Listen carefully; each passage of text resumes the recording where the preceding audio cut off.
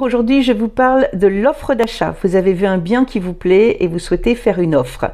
Donc, vous allez mettre sur un papier vos coordonnées, si vous êtes en couple par exemple. Vous allez mettre chacun votre adresse, votre téléphone, votre mail, afin qu'on puisse vous contacter. Vous allez ensuite décrire le bien que vous souhaitez acheter. Donc n'oubliez pas de mettre les numéros de lot, l'adresse du bien, le descriptif aussi, c'est important, combien de chambres, etc. Comme vous l'avez vu, c'est important. Ensuite, vous allez mettre une date limite à laquelle le vendeur devra vous répondre. Et puis, bien évidemment, il va falloir mettre le prix auquel vous voulez acheter. Si vous achetez au prix, alors si vous achetez au prix,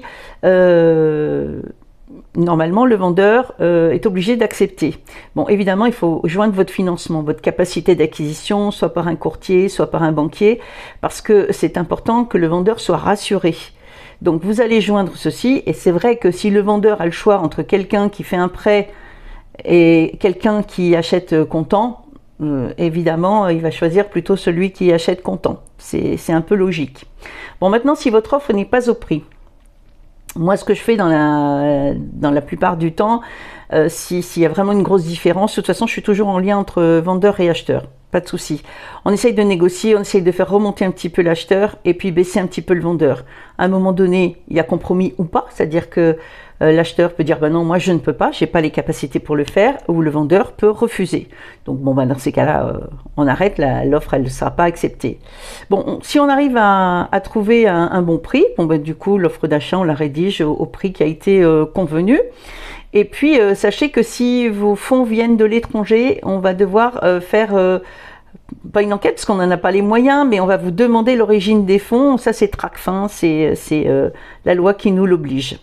Voilà, qu'est-ce que j'ai oublié de vous dire? Je pense que je vous ai tout dit. Ah non, important, est-ce qu'en tant qu'acheteur, je peux me rétracter une fois que tout est signé, l'offre d'achat? En principe, oui, je dis toujours en principe, non. Je vous mettrai toutes les références légales à ce sujet. Bon, normalement, vous ne pouvez pas, mais soyons pragmatiques.